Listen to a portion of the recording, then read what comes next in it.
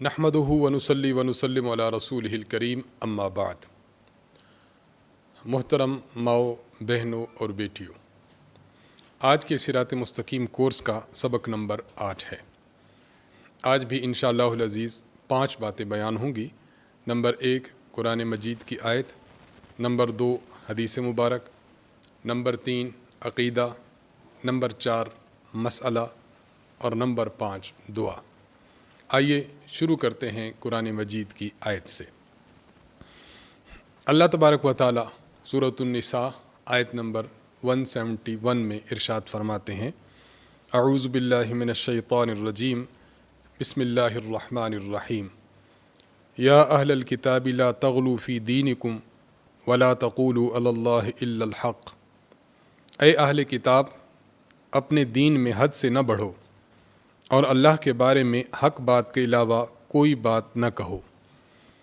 انما المسیح عیسی ابن مریم رسول اللہ وکلمتہ، مسیح عیسیٰ بن مریم تو محض اللہ کے رسول تھے اور اللہ کا ایک کلمہ تھا، القاہا الی مریم، جو اس نے مریم تک پہنچایا تھا، وروح منہ، اور ایک روح تھی جو اسی یعنی اللہ کی طرف سے تھی۔ فآمنوا باللہ ورسلہ، اس لیے اللہ اور اس کے رسولوں پر ایمان لاؤ، ولا تقولوا ثلاثہ، اور یہ مت کہو کہ خدا 3 ہیں، انتہوا خیر لکم، ایسا کہنے سے باز آ جاؤ کہ یہی تمہارے لیے بہتر ہے۔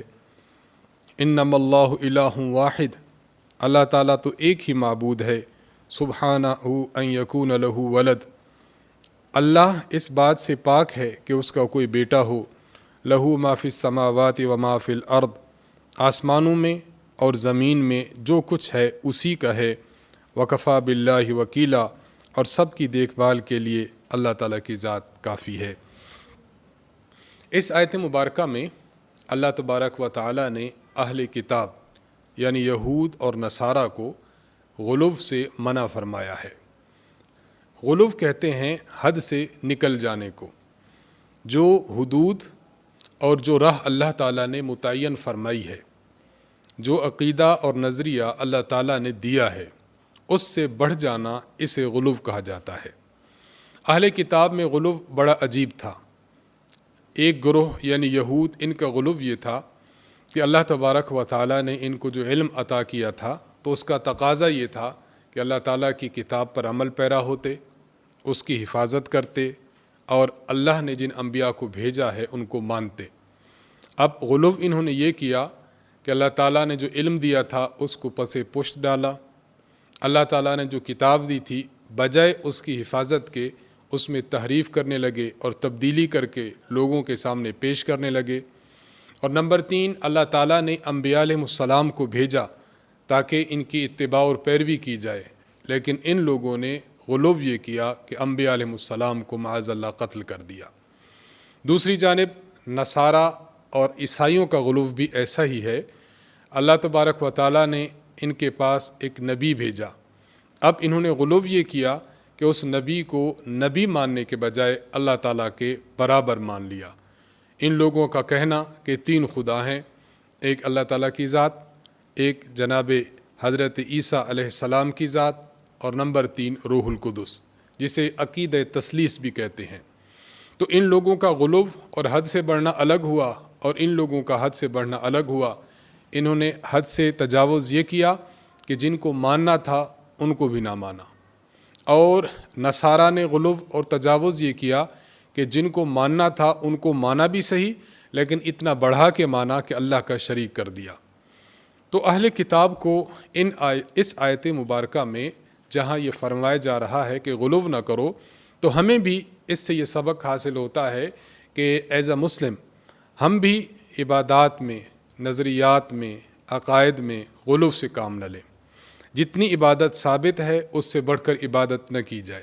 مثلا عبادات ثابت ہیں کہ ایک بندہ اگر نماز اس سے نہیں پڑھی جا سکی، کسی نماز کو چھوڑ دیا یا کسی نماز کو بھول گیا، بعد میں اس کو جب یاد آ جائے توبہ اور استغفار کے ساتھ اس نماز کو پڑھ لے۔ اب اس میں غلو کیا ہے؟ بعض لوگ رمضان شریف کے مہینہ میں آخری جمعہ پڑھنے کے بعد 4 رکعت پڑھتے ہیں کہ ہماری پچھلی سابقہ زندگی میں جتنی نمازیں ہم سے قضا ہو گئی ہیں یہ 4 رکعت ان تمام نمازوں کو بھگتا لے گی۔ یہ غلو ہے عبادات میں۔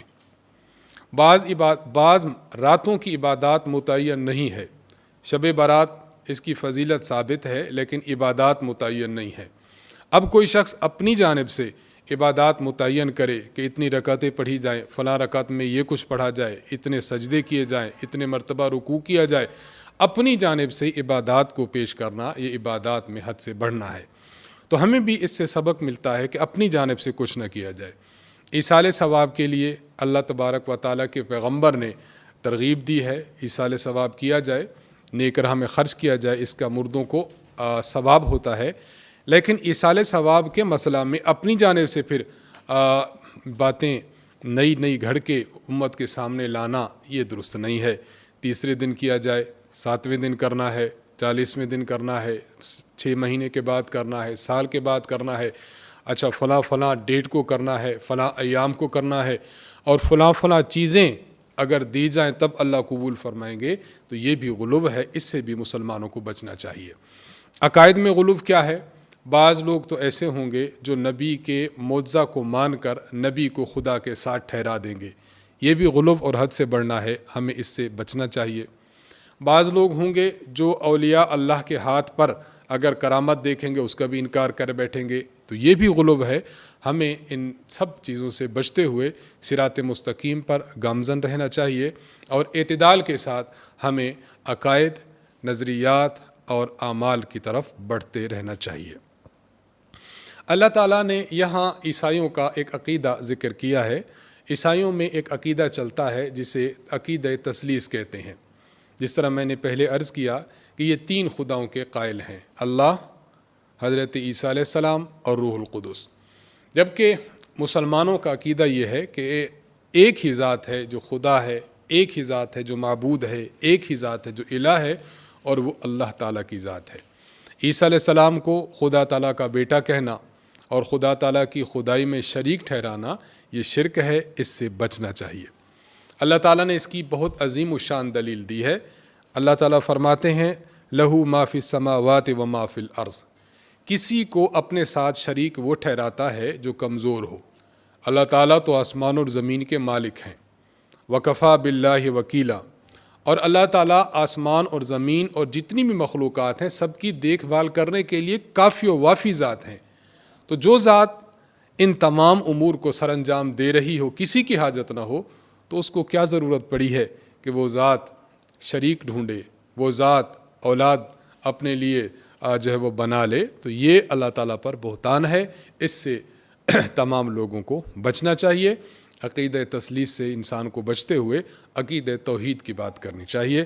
اللہ تعالیٰ ہم سب کو عقیدہ توحید پر گامزن رکھے، اور کفر سے، شرک سے، بدعات سے، ان تمام چیزوں سے ہم سب مسلمانوں کو محفوظ فرمائے۔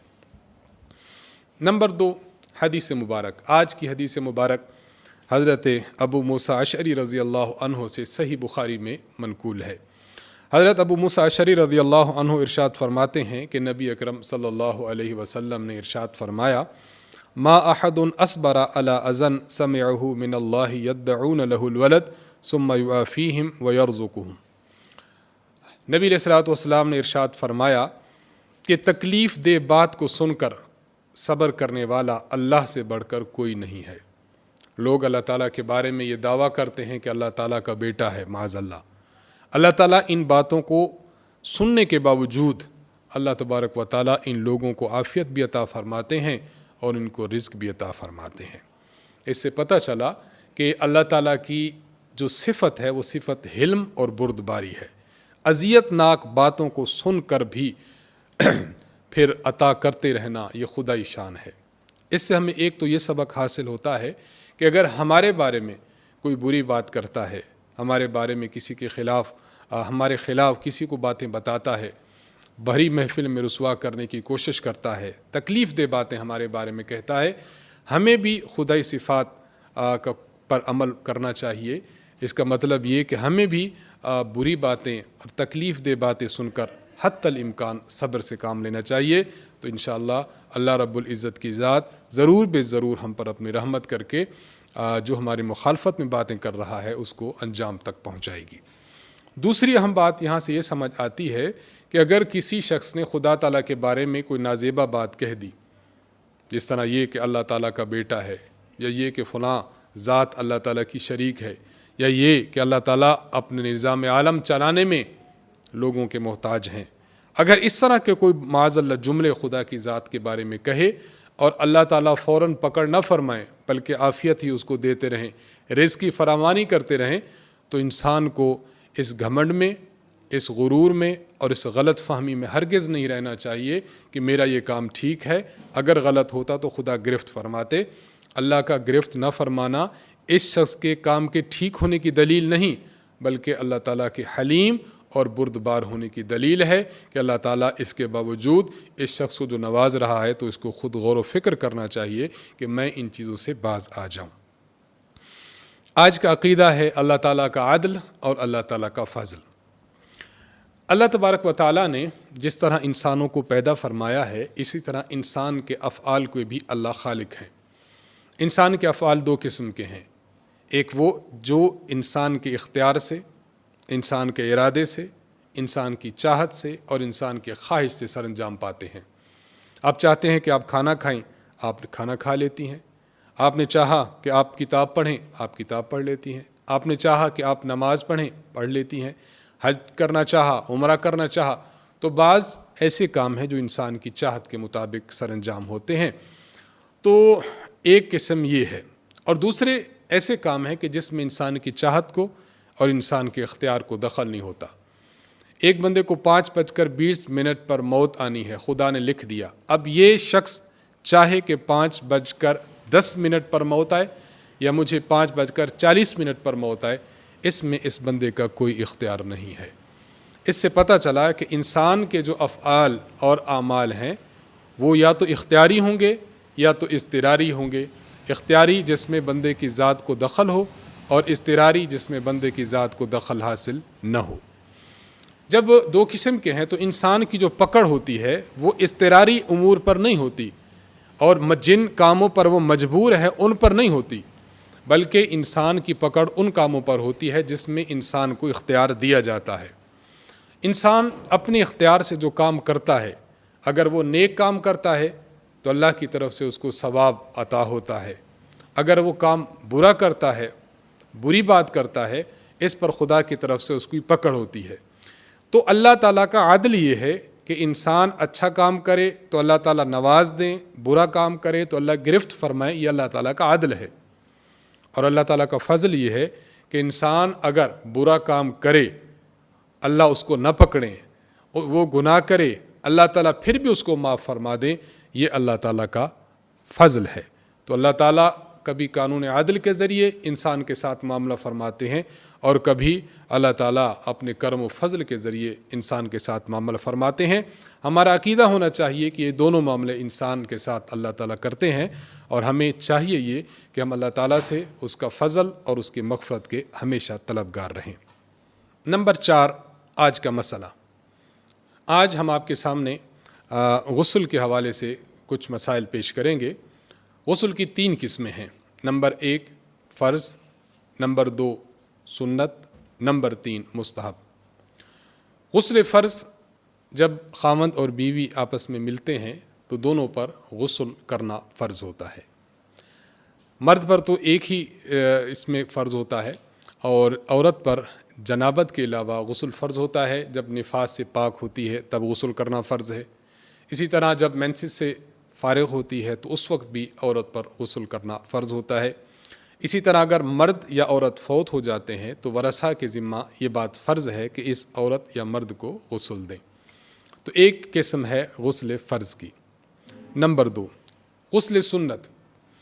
غسل سنت مثلا جمعہ کے دن غسل کرنا یہ سنت ہے، عید الفطر کو یہ سنت ہے، عید الاضحیٰ کو یہ سنت ہے۔